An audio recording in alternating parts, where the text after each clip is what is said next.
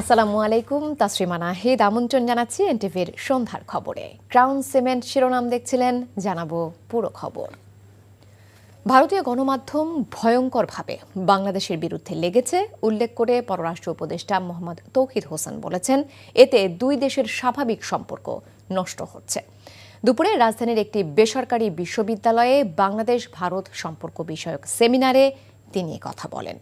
সীমান্তে হত্যা নিয়ে ভারতের কঠোর সমালোচনাও করেন তিনি। নূর হোসেনের রিপোর্ট। ভারত বাংলাদেশ সম্পর্ক বিষয়ক সেমিনারে বাংলাদেশ নিয়ে ভারতীয় গণমাধ্যমের মিথ্যা প্রচারণায় উষ্মা প্রকাশ করেন পররাষ্ট্র উপদেষ্টা। ভারতীয়দের মিথ্যাচারের বিপরীতে দেশের গণমাধ্যমকে সোচ্চার হওয়ার আহ্বান জানান। ভারতীয় মিডিয়া যে ভূমিকা নিয়েছে, এটা কোনো অবস্থাতেই দুটো দেশের মধ্যে স্বাভাবিক সম্পর্ক প্রতিষ্ঠার জন্য সহায়ক না। ভারতীয় মিডিয়াতে যেসব মিথ্যাচার হচ্ছে সেগুলিকে তুলে নিয়ে আসা, আমরা জানি যে এটা কিন্তু প্রচুর ওই যে ট্রুথ চেক করার যে ব্যবস্থা আছে, সেখানে কিন্তু একেবারে প্রমাণিত যে অনেকগুলি বক্তব্য তারা সম্পূর্ণ মিথ্যা দিচ্ছে। সেগুলিকে আমি মনে করি যে আমাদের মিডিয়া আরেকটু শক্তভাবে উত্থাপন করতে পারে, আরেকটু বেশি কাভারেজ দিতে পারে। যখন একটা স্টেটমেন্ট পররাষ্ট্র মন্ত্রণালয় থেকে হয়, সেটা কিন্তু প্রথম পেজেই আসা উচিত। বাংলাদেশ কোনো দেশের নিরাপত্তার জন্য ঝুঁকি নয় উল্লেখ করে তৌহিদ হোসেন হুঁশিয়ারি দেন, জাতীয় স্বার্থে কোনো দেশকেই ছাড় দেওয়া হবে না। সীমান্তে ভারতীয়দের আচরণ নিয়েও ক্ষোভ প্রকাশ করেন তিনি।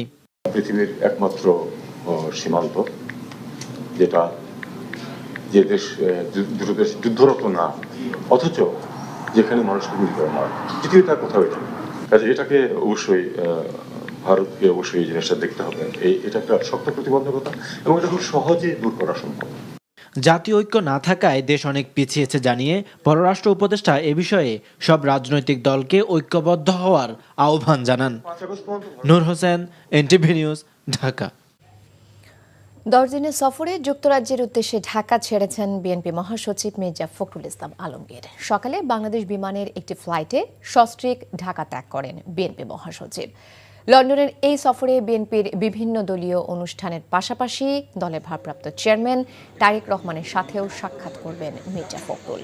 দেশের চলমান পরিস্থিতি, অন্তর্বর্তীকালীন সরকারের সংস্কারের অগ্রগতি, আগামী নির্বাচন সহ বেশ কিছু গুরুত্বপূর্ণ বিষয়ে আলোচনা হবে বিএনপির এই দুই শীর্ষ নেতার মধ্যে। 10 দিনের সফর শেষে আগামী 11 ডিসেম্বর তার দেশে ফেরার কথা রয়েছে। অন্তর্বর্তীকালীন সরকারের মেয়াদ অনির্দিষ্টকালের জন্য হতে পারে না, এমনটা মনে করে বিএনপি। প্রয়োজনীয় সংস্কার করে নির্বাচনের দাবি জানিয়েছেন দলের সিনিয়র নেতারা। বলেছেন, পরবর্তী নির্বাচিত সরকার বাকি সংস্কার কাজ এগিয়ে নেবে। ভারতে বসে পতিত স্বৈরাচার দেশকে অস্থিতিশীল করার চক্রান্ত করছে বলে অভিযোগ করেছেন তারা। ইমরুল আহসানের রিপোর্ট। মানবাধিকার ও গণতন্ত্র শীর্ষক আলোচনায় বিএনপি নেতারা বলেন, তাদের 15 বছরের আন্দোলনের ধারাবাহিকতায় জুলাই আগস্টে ছাত্র জনতার গণ অভ্যুত্থান হয়েছে। সব খাতকে ধ্বংস করে গেছে স্বৈরাচার শেখ হাসিনার সরকার, এমন মন্তব্য করে তারা বলেন, এজন্য প্রয়োজন সংস্কার। তবে শুধু নির্বাচন কেন্দ্রিক সংস্কারটুকুই করা উচিত অন্তর্বর্তীকালীন সরকারের। এই সরকার হলো সাময়িক সরকার, এরা তো অনির্দিষ্টকালের জন্য থাকতে পারে না।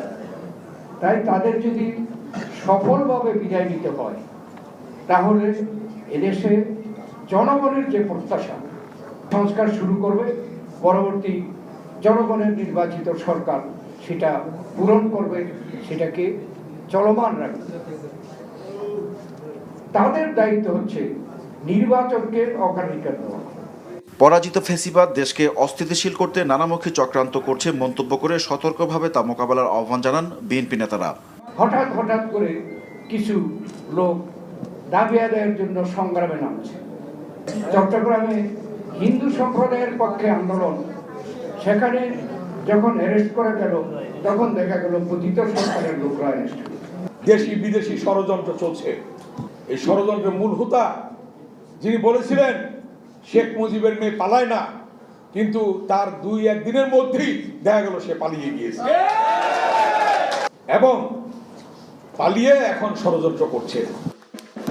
এদিকে গণফোরামের কাউন্সিলে আমির খসরু মাহমুদ চৌধুরী বলেন, ভোটাধিকার ও গণতন্ত্রের আকাঙ্ক্ষা